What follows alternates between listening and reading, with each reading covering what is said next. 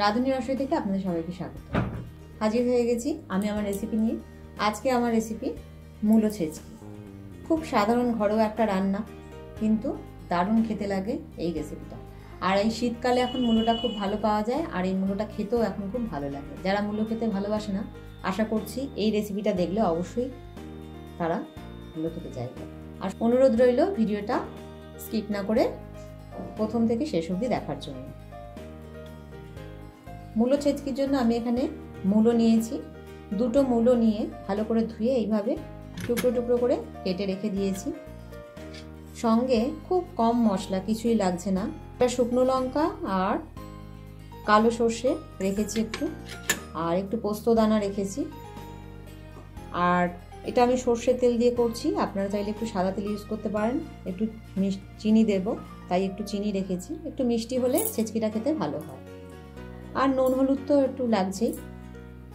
এই সাধারণ মশলা দিয়েই তৈরি হয়ে যাবে মূলো ছেচকি। আসুন তাহলে রেডি করি। প্রথমে আমি এই মূলোটা একটু গ্রেট করে নেব। এখানে একটা পাত্র নিয়ে নিলাম। এবার আমি মূলোগুলোকে গ্রেট করে নিচ্ছি।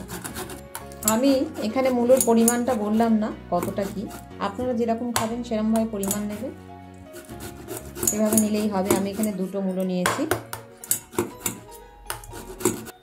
সমস্ত মূলোটা আমি এখানে গ্রেট করে নিয়েছি। এবার আমি রান্নায় চলে যাব। কড়া বসিয়ে দিয়েছি গ্যাস অন করে। প্রথমে আমি কড়ায় তেল দিয়ে দিচ্ছি। এই চামচে 2 চামচ মতো তেল আমি এতে দিয়ে দিলাম।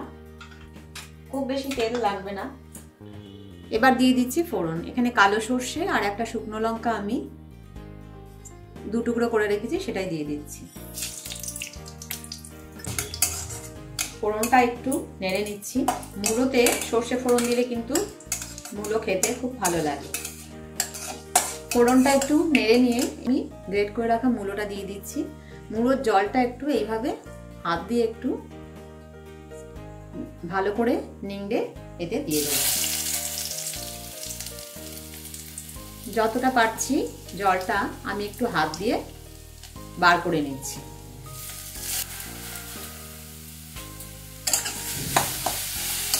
জলটা আমি যতটা পেরেছি বার করে নিয়েছি। নিয়ে মূলোটা আমি এতে কড়াই দিয়ে দিয়েছি। জলটা একটু বার করে নিলে এই ছেচকিটা কিন্তু খেতে খুব ভালো হয়। আর মূলো খেলে অনেকেই বলে একটু গ্যাস হয়, তবে সেটা আর হবে না।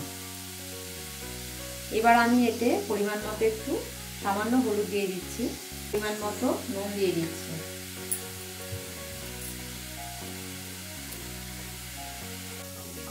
দিয়ে আবার আমি এটা ভালো করে ভাজা ভাজা করে নেব।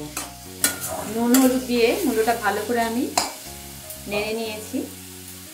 এবার একটু জলের ছিটে দেবো, খুব বেশি না, অল্প করে একটু জল দিয়ে দিলাম।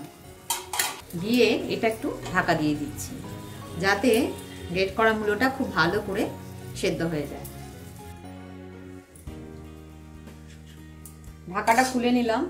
দেখুন জলটা টেনে নিয়েছে আর মূলোটা কিন্তু অনেকটাই সেদ্ধ হয়ে গেছে। এবার আমি এতে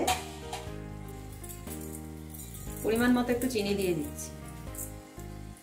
যেহেতু মূলো ছেচকি, এটা কিন্তু একটু মিষ্টি মিষ্টি হলেই খেতে ভালো বেশি হবে। চিনিটা দিয়ে নাড়তে নাড়তে এবার আমি এতে পোস্ত দানাটা দিয়ে দিলাম। পোস্ত দানাটা দিয়ে আবার একটু ভালো করে নেড়ে নিচ্ছি। দেখুন মূলো ছেচকিটা একদম হয়ে গেছে, পুরো জলটাই শুকিয়ে গেছে। সামান্য একটু ঘি দিচ্ছি, এটা আমার আগে বলা হয়নি, আপনারা এটা চাইলে দিতেও পারেন, নাও দিতে পারেন। একটু ঘি দিলে ঠিক গন্ধটা কিন্তু খুব ভালো হয় আর খেতেও ভালো হয়। ফ্লেমটা অফ করে দিলাম। হয়ে গেল খুব টেস্টি একটা মূলো ছেচকি। এবার আমি এটা সার্ভ করে দিচ্ছি। তৈরি হয়ে গেল খুব টেস্টি মূলো ছেচকি। মূলো ছেচকি অনেকেই অনেক রকমভাবে করে, আমি যেভাবে করি সেভাবেই আপনাদের সাথে শেয়ার করলাম। একবার অবশ্যই এইভাবে করে দেখতে পারেন। আশা করছি অবশ্যই ভালো লাগবে। যারা মূলো খায় না তাদেরও ভালো লাগবে। অবশ্যই একবার এইভাবে ট্রাই করে দেখুন। যদি ভালো লেগে থাকে রান্নাটিকে লাইক ও শেয়ার করার অনুরোধ রইল।